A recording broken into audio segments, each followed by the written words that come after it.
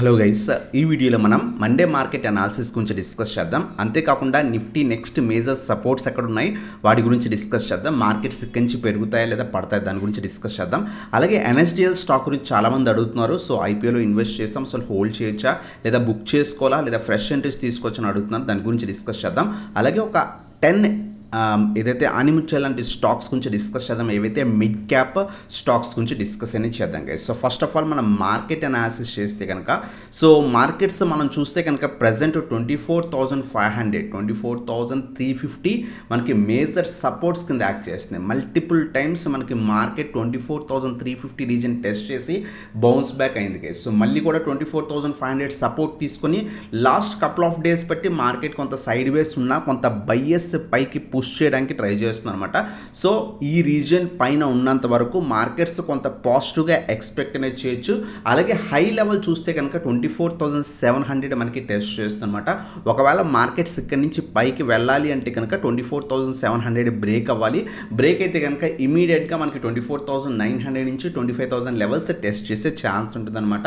So ఇది break అయితే further up side possibility ఉంది. బట్ నెక్స్ట్ ఇమీడియట్గా మనకి 24,700 నుంచి 750 రీజన్ మేజర్ రెసిస్టెన్స్ కింద యాక్ట్ చేస్తుంది. ఈ రీజన్ బ్రేక్ అయితే కనుక ఫర్దర్ అప్ సైడ్ పాసిబిలిటీ అనేది ఈ వారంలో మనకి ఉండే ఛాన్స్ ఉంది గైస్.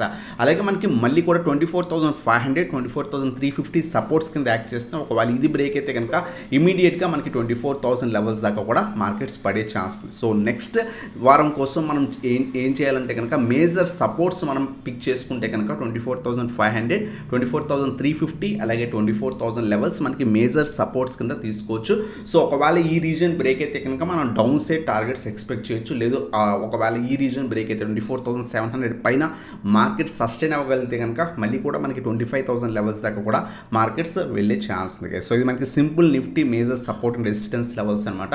అలాగే చాలామంది ఎన్ఎస్డిఎల్ స్టాక్ గురించి అడుగుతున్నారు. సో చాలామందికి నేను ఏదైతే మనం వీడియో కూడా అలాగే టెలిగ్రామ్లో కూడా ఎక్స్ప్లెయిన్ చేశాను అనమాట. సో ఒకవేళ మీరు టెలిగ్రామ్ గ్రూప్ జాయిన్ అయిపోతే మన గ్రూప్ జాయిన్ అవ్వచ్చు. సో 1250 లెవెల్స్ మనకి మంచి లెవెల్స్. ఈ రీజన్ బ్రేక్ అయింది ఎందుకంటే ఐపీఓ లిస్ట్ అయిన తర్వాత కూడా స్టాక్ ఆల్మోస్ట్ 30-40% దాకా కూడా పైకి వెళ్ళిన తర్వాత మనకి ఏదైతే రిజల్ట్స్ వచ్చాయో రిజల్ట్స్ తర్వాత కొంత ప్రాఫిట్ బుకింగ్ అనేది common thing. So IPO list అయిన తర్వాత బజ్ ఉంది స్టాక్లో. సో ఆటోమేటిక్గా స్టాక్ పెరిగింది. సో ఎప్పుడైతే మనకి రిజల్ట్స్ వచ్చాయో కొంత మోడరేట్ రిజల్ట్స్ వచ్చాయో సో ఆటోమేటిక్గా స్టాక్లో ప్రాఫిట్ బుకింగ్ అనేది జరిగిందనమాట. It's a common thing. So but long term purpose ఉంటే కనుక ఎన్ఎస్డిఎల్ మంచి కంపెనీ హోల్డ్ చేయండి. మన సిడిఎస్ఎల్ గురించి కూడా ప్రీవియస్గా చెప్పుకున్నాం. సో ఎన్ఎస్డిఎల్ కూడా ఒకవేళ మీకు ఐపీఓలో 800-900 మధ్య రీజన్లో వచ్చుంటే కనుక మీకు లాంగ్ రన్లో ఖచ్చితంగా మంచి కంపెనీ హోల్డ్ అనేది చేసుకోవచ్చు. ప్రాఫిట్ బుకింగ్ చేయాల్సిన అవసరం లేదు. ఒకవేళ మీరు ఫ్రెష్ ఎంట్రీస్ తీసుకుందాం అనుకుంటే సో 1250 ఆల్రెడీ మనం చెప్పుకున్న లెవెల్ ఈ రీజన్ దగ్గర, అలాగే 1050 నుంచి 1100 ఈ రీజన్ దగ్గర కొంత క్వాంటిటీ అక్యూములేట్ చేసుకొని లాంగ్ టర్మ్ పర్పస్ కోసం హోల్డ్ అనేది చేసుకోవచ్చు. సో ఇది మనకి ఎన్ఎస్డిఎల్ గురించి అనమాట.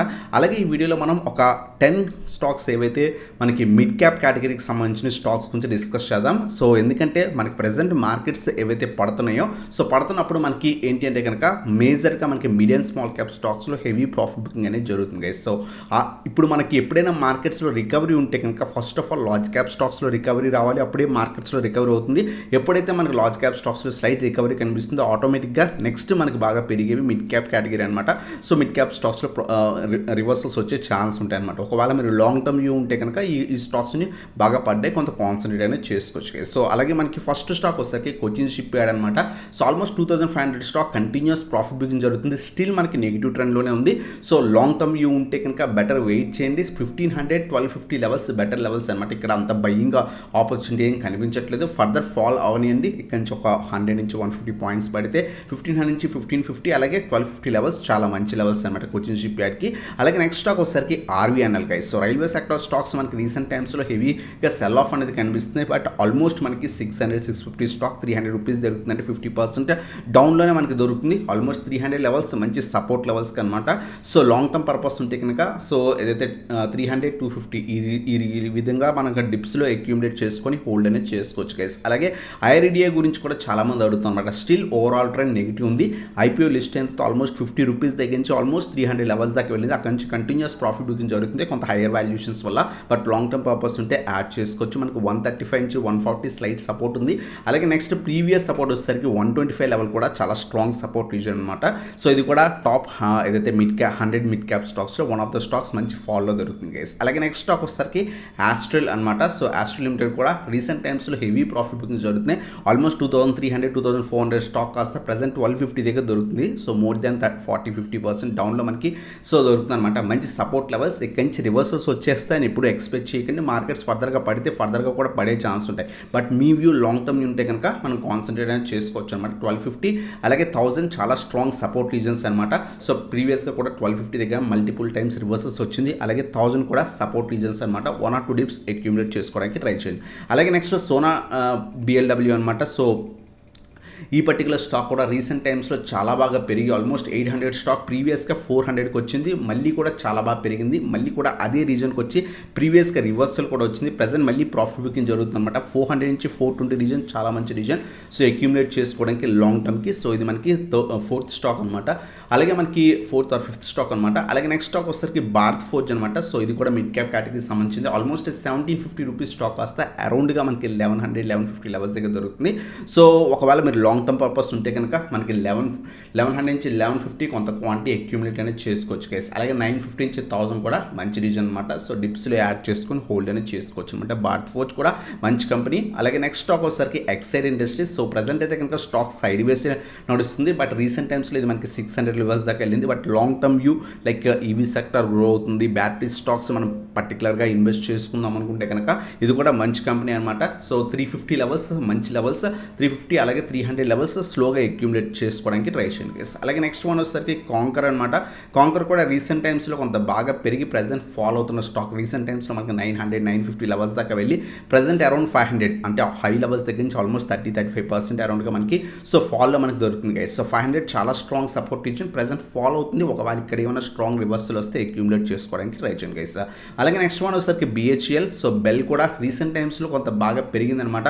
మనం అబ్జర్వ్ చేస్తే కనుక ప్రీవియస్గా మనకి 300-320 లెవెల్స్ దాకా నుంచి అక్కడి నుంచి కంటిన్యూస్ కాబట్టి మళ్ళీ కూడా సో కొంత పెరిగి మళ్ళీ ఫాలో అవుతుంది అనమాట. సో బెస్ట్ లెవెల్స్ ఏంటి అంటే కనుక 180 నుంచి 200 రీజన్స్ మంచి లెవెల్స్. లాంగ్ టర్మ్ పర్పస్ ఉంటే డీసెంట్గా గ్రోత్ ఉండే ఛాన్స్ ఉన్న స్టాక్ గైస్. అలాగే మనం ప్రీవియస్గా కూడా డిస్కస్ చేసాం కోల్పాల్ రీసెంట్గా మనకి క్వార్టర్ రిజల్ట్స్ అంత బెటర్గా పోస్ట్ చేయలేదు. అందువల్ల స్టాక్లో ఫర్దర్ సెల్ ఆఫ్ అనేది కనిపిస్తుంది అనమాట.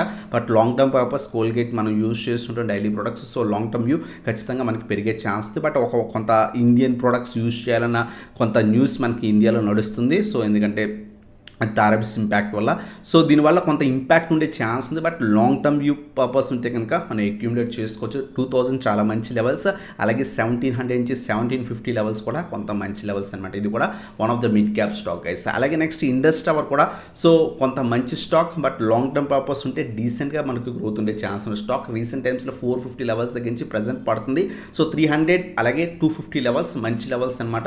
లాంగ్ టర్మ్ పర్పస్ ఉంటే ఈ 2 డిప్స్ మనం అక్యూములేట్ చేసుకొని హోల్డ్ చేసుకోవచ్చు అనమాట.